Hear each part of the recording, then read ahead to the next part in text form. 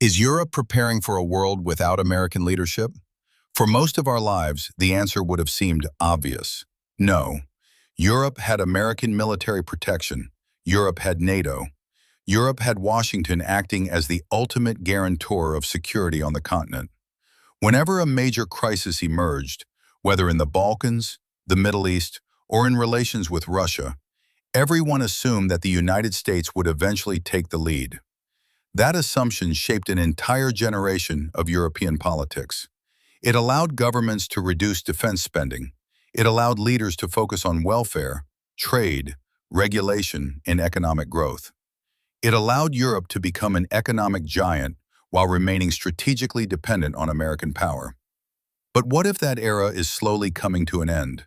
What if Europe is beginning to prepare for a future in which Washington is no longer willing, or no longer able, to play the role it has played since the end of the Second World War? A diplomatic meeting in Moscow this week may have provided a clue. The ambassadors of France, Germany, and the United Kingdom met with Russian Deputy Foreign Minister Mikhail Galuzin for discussions about the war in Ukraine. On the surface, that may not sound particularly dramatic. Diplomats meet, governments talk. Even during wars, communication channels rarely disappear completely. But this meeting was different because of what it represented. For more than 4 years, Europe has supported Ukraine politically, economically, and militarily. European countries have accepted millions of refugees. They have spent hundreds of billions supporting Kyiv.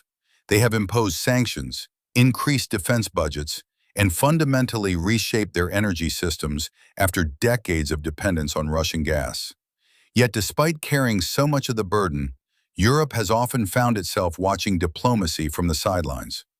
The assumption was always that when the time came for serious negotiations, Washington would sit at the center of the table. Today, that assumption looks less certain. The significance of the Moscow meeting is not that Europe is abandoning Ukraine. It isn't. Nor is Europe suddenly becoming friendly toward Russia. That is not what is happening either. What appears to be happening is something far more important. Europe is beginning to position itself for the diplomatic endgame. European leaders increasingly understand that the future security architecture of the continent cannot be decided without European participation. The outcome of the war in Ukraine will affect European borders, European defense spending, European energy policy, and European security for decades. Why then should Europe leave those discussions entirely to Washington and Moscow? That question would have sounded almost radical 10 years ago. Today it sounds increasingly practical. The reason is simple. The world has changed, and perhaps more importantly, America has changed. Whether you support Donald Trump or oppose him is almost irrelevant to the larger trend.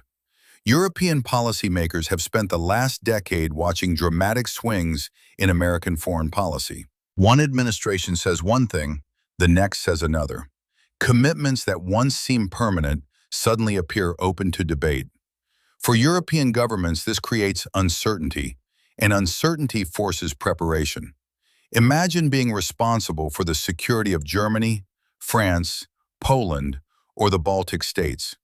Could you honestly assume that American policy will remain exactly the same 10 years from now?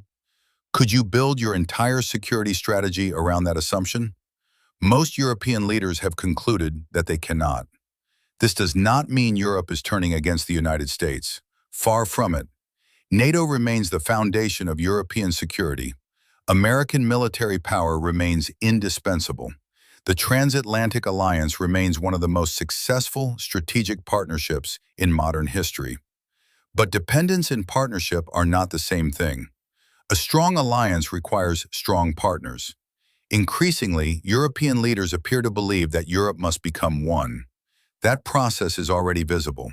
Defense budgets are rising across the continent. European governments are investing in military production. Discussions about nuclear deterrence, strategic autonomy, and continental defense are no longer limited to academic conferences. They are taking place at the highest levels of government. The war in Ukraine has accelerated changes that were already beginning before the first Russian tank crossed the border in February 2022. The old Europe was built around the assumption that large-scale war on the continent belonged to history. The new Europe is discovering that history never really disappeared, and that brings us back to Moscow. Why would Russia agree to such a meeting? Part of the answer is obvious. The Kremlin would like to exploit divisions between Europe, Ukraine, and the United States whenever possible. Russian diplomacy has always sought opportunities to weaken Western unity. But there is another explanation. Moscow understands that Europe matters. Europe remains one of Ukraine's largest sources of financial and military support. Europe will likely pay much of the reconstruction bill when the war eventually ends. Europe is geographically tied to the consequences of any settlement that emerges. Unlike the United States, Europe cannot simply look across an ocean. Europe lives next door. Whatever happens in Ukraine, Europeans will live with the consequences. That reality gives Europe leverage, and increasingly, it is giving Europe confidence. Perhaps that is the most important development of all. The real story is not a diplomatic meeting. The real story is psychological. For decades, Europe often behaved like a wealthy economic bloc protected by American power. Today, Europe is slowly beginning to think like a geopolitical actor. The process is incomplete. It is messy. Different countries still have different priorities. There are disagreements about defense spending, about strategic autonomy, and about the future relationship with the United States. But the direction of travel is becoming increasingly difficult to ignore. Europe is asking new questions. Can Europe defend itself? Can Europe shape events beyond its borders? Can Europe act when American priorities diverge from European priorities? And perhaps most importantly, can Europe become a strategic power in its own right? Those questions would have seemed theoretical not long ago. Today they are becoming central to the future of the continent.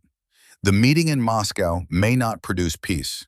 It may not produce any immediate results at all. But it may one day be remembered as a small symbol of a much larger transformation. A Europe that no longer sees itself merely as part of an American-led coalition. A Europe that is beginning, cautiously and imperfectly, to think and act for itself. And if that transformation continues, the question facing the continent will no longer be whether Europe can survive without American leadership. The question will be whether Europe is finally prepared to lead itself. If you enjoyed this analysis, please like the video and subscribe to the channel. For deeper analysis, exclusive articles, and a distinctly European perspective on the biggest geopolitical stories shaping our world, visit westernrelations.com. Thank you for watching, and I'll see you in the next one.